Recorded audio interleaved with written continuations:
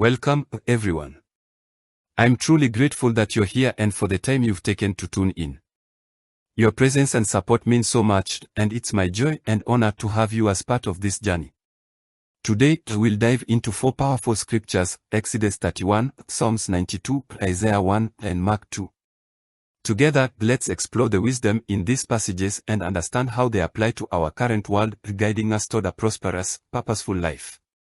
In Exodus 31, God speaks to Moses about 2 skilled craftsmen, Bezalel and Oholiab, whom he has appointed to work on the tabernacle. God endows them with wisdom, understanding, knowledge, and skill in various crafts, from working with gold and silver to engraving wood and embroidering fabrics.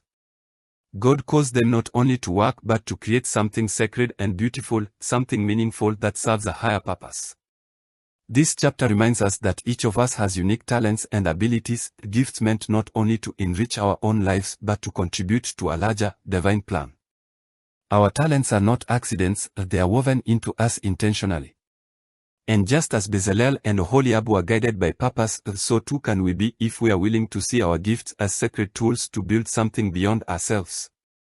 Think about your own skills and talents. How are you using them? Are you treating your work, your art, or your interactions as sacred opportunities to uplift others? In a fast-paced world, it's easy to forget that each action, each creation, is a reflection of something greater. To apply the lesson of Exodus 31 today, we can start by embracing the idea that our work, no matter what it is, has the potential to be sacred and purposeful. The question is, how can we transform our daily tasks, jobs, and roles into acts of worship and service? When we shift our perspective, even the most mundane tasks can become meaningful, contributing to a legacy that's much bigger than ourselves. Psalms 92 is a song of praise and thanksgiving, where the psalmist celebrates the goodness and greatness of God. This psalm reminds us of the importance of giving thanks, celebrating life's blessings, and recognizing the strength we receive from a connection to the divine. It contrasts the wicked, who flourish briefly but are ultimately cut down, with the righteous, who are like flourishing palms, strong and deeply rooted. This psalm invites us to make joy and gratitude foundational in our lives. It reminds us that our strength doesn't come solely from our own efforts, it's also a result of grace, of divine energy flowing through us. Praising and being grateful opens us up to more blessings, allowing us to grow in strength just like a mighty tree deeply rooted in the earth. In our modern world, we are often encouraged to seek happiness externally, whether through career achievements, wealth, or social validation. Psalms 92 teaches us that true strength comes from within, through gratitude and praise. To apply this in our lives, we can start each day by listing things we are grateful for, even the small, seemingly ordinary things. This simple practice can shift our perspective and align us with a deeper sense of purpose and joy. When we practice gratitude, we are reminded that our lives are nourished not just by our achievements but by an inner connection to the divine, by the blessings we recognize and celebrate daily.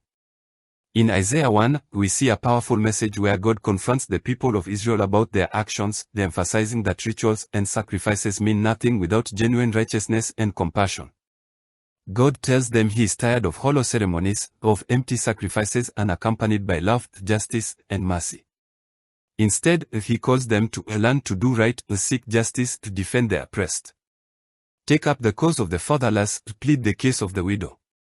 This chapter emphasizes that real worship is not about performing religious rituals out of obligation but about embodying love, justice, and compassion in our actions.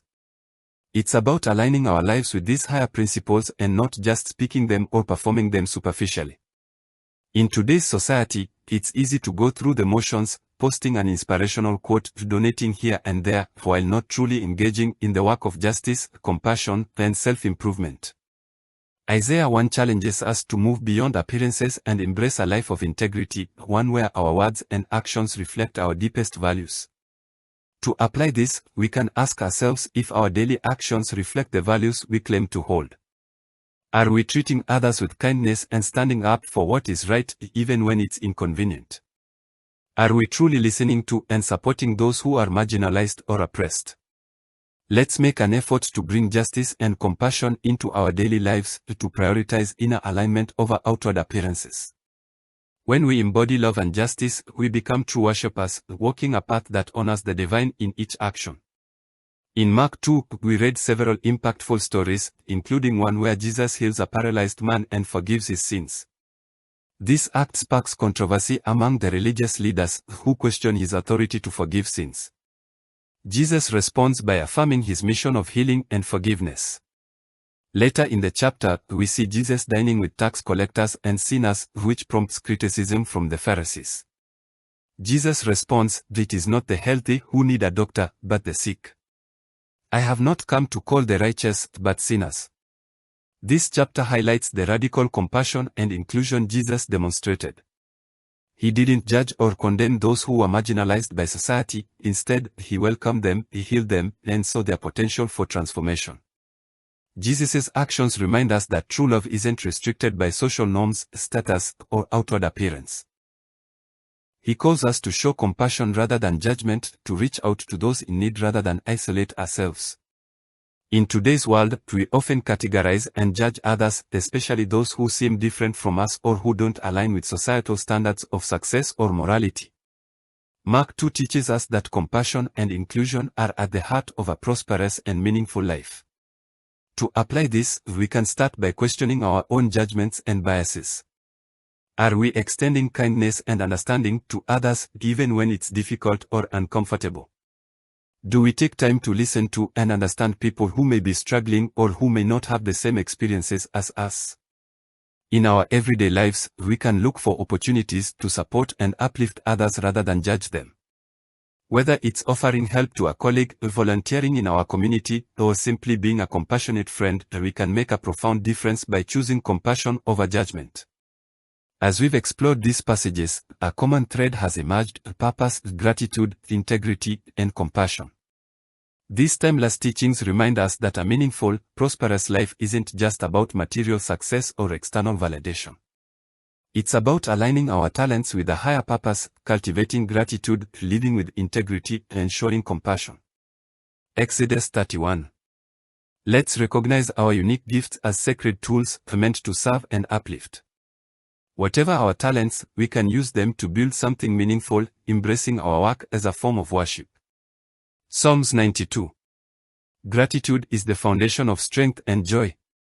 As we give thanks, we open ourselves to greater blessings and deepen our connection to the divine. Isaiah 1. Real worship is shown through our actions. Let's prioritize compassion, justice, and authenticity, embodying the values we wish to see in the world. Mark 2. Compassion and inclusion are transformative forces.